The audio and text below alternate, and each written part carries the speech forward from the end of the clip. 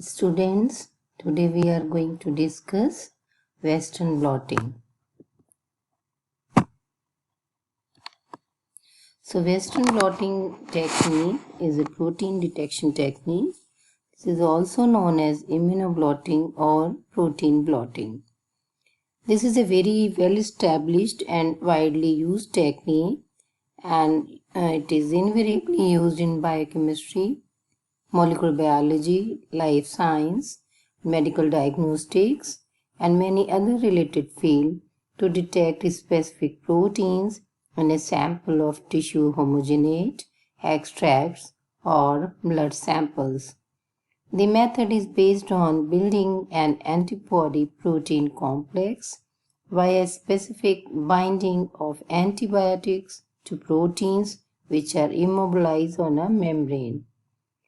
This detects the bound antibody with one of several detection methods which are highly sensitive. Western blotting method was first described in 1979. W. Neil Burnett, he was the person who was responsible for the developing the technique Western blotting, and he was working on retroviruses protein, and he was interested to know about the protein, and during his research work he developed the Western blotting techniques. So basically the Western blotting technique, if we see what it involves technically, so there are 6 major steps. One is sample preparation, gel electrophoresis, transfer to membrane, antibody probing, then detection for the protein fragments or the protein on the membrane, then imaging and analysis.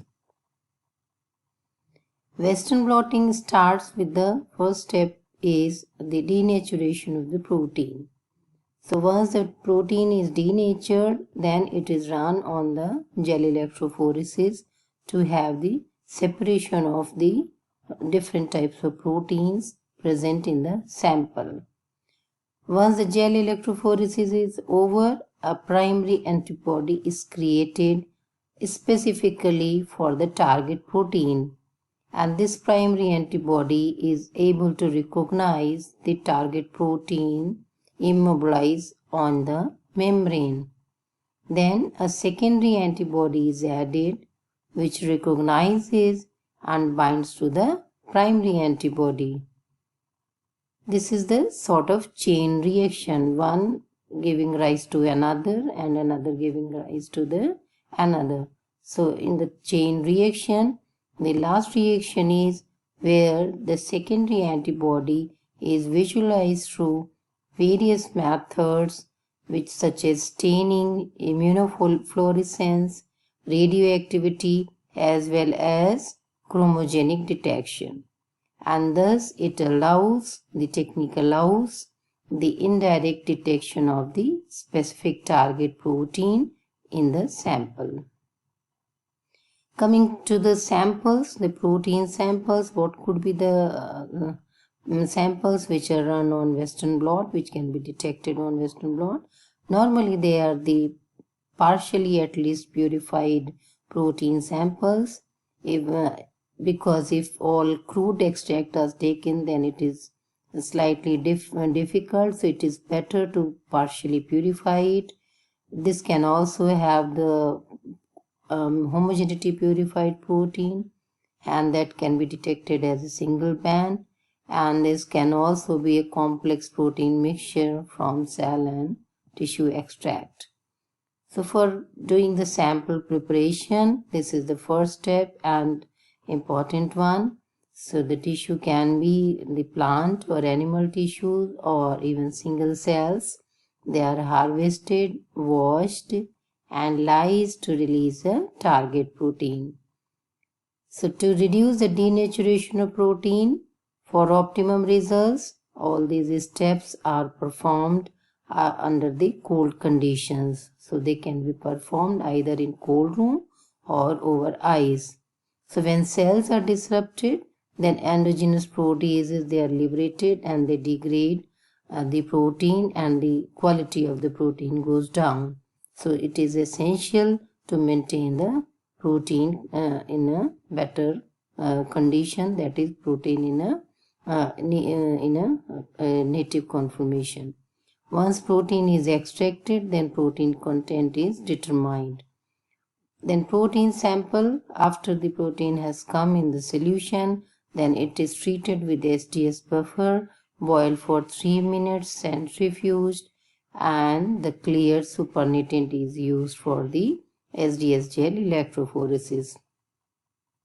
When the samples are prepared with SDS buffer and boiled, this process actually disrupts the secondary and tertiary structure of the protein.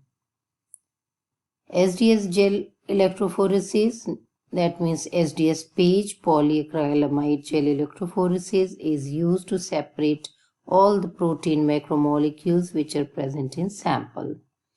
SDS is a type of detergent, and what it does, it adds negative charge to amino acids in protein. So while we are trying to separate the proteins on the SDS gel, then all the proteins will have the same negative charge, resulting in separation based on the size rather than the charge. That is why this treatment is done. When electrical field is applied to the gel, then according to their size, the small protein molecules will move quickly through the gel to the positive electrode, whereas the larger or bigger protein, they will, because of their big size, they will remain nearer to the well. So in the end of the electrophoresis is over, there will be a gradient of protein separated based on their sizes. To demarcate their sizes, molecular weight marker or ladder can be used, ranging from 7 to 250 kilodalton. In this figure, the explanation on how the gel is run can be seen. The sample is loaded onto the well and they got separated through the resolving gel after being stacked by the stacking gel. Due to the treatment of SDS, the proteins are denatured and have lost their native conformation. The similar thing can be seen here in this figure, where the molecules initially in a mixture, the proteins are in a mixed format. However, after electrophoresis, the larger molecules, they stay towards the upper side of the gel, whereas the smaller molecule, being small, they are passed through quickly the porous gel. After the gel is run, it is stained, and something like this can be visualized. The right side, it is a gel where the silver staining shows a number of protein bands are present, where in the right side, these are the molecular weight markers. You can see the markers can be rainbow marker, they can be fluorescent marker, and they help in identification of the protein bands. After this, then blotting is required. Once the SDS gel is run, now its transfer into the membrane is the next step. Certain type of buffers using trace methanol to stabilize the gel and prevent it from swelling, glycine and SDS are used. Blocking reagents are also used. They help in preventing the non-specific binding of antibody to the blotting membrane. So blocking solution, normally BSA 3 to 5% or normal milk in dry milk in PBS, phosphate buffer saline, they are used. 2-in-20, a detergent is also added to clear the background. This is the way in the figure you can see how the protein is transferred. Protein is the membrane and gel, they are kept together, and on the both side they are sandwiched with filter paper, and this assembly is kept onto the gel electrophoresis apparatus, and protein is transferred from gel to the membrane. Normally, the nitrocellulose or PVDF membranes are used, and the whole lot of the proteins fragment, they are transferred into the membrane. This is a larger way we can see how the transfer setup is done for the transfer of proteins from the gel to the membrane.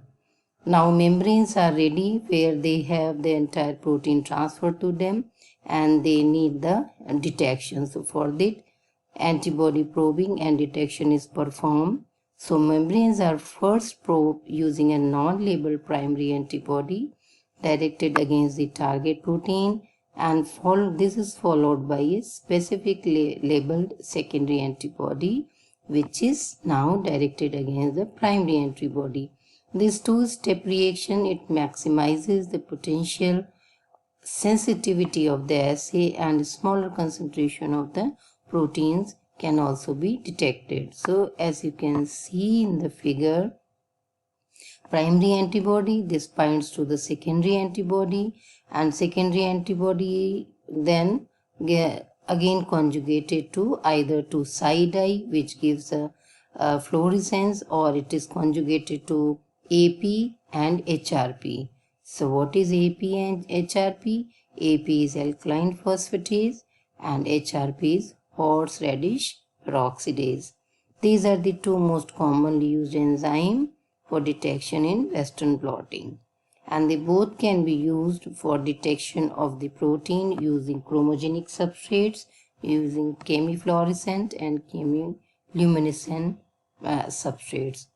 Out of the two, the advantages of alkaline phosphatase is that its reaction rates are linear. This is a very good advantage, and it gives this provides the sensitivity throughout the incubation time.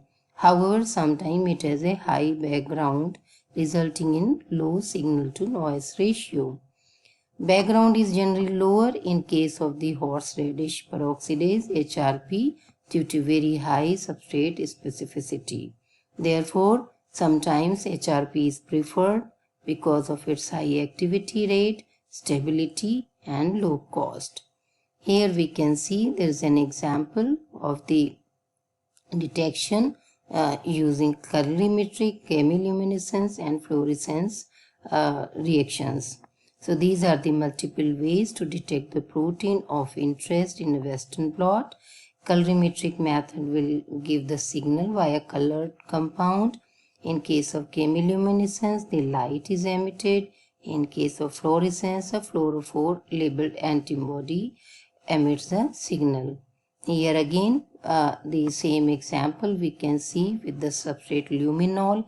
It is based on ECL, enhanced chemiluminescence, where luminol is oxidized by HRP, and this HRP then emitted light is detected by exposing the Western blot to X-ray film, and the emitted light forms a band on the film, giving the indication of the number of fragments which are present, or giving the clues about the protein that we are looking for.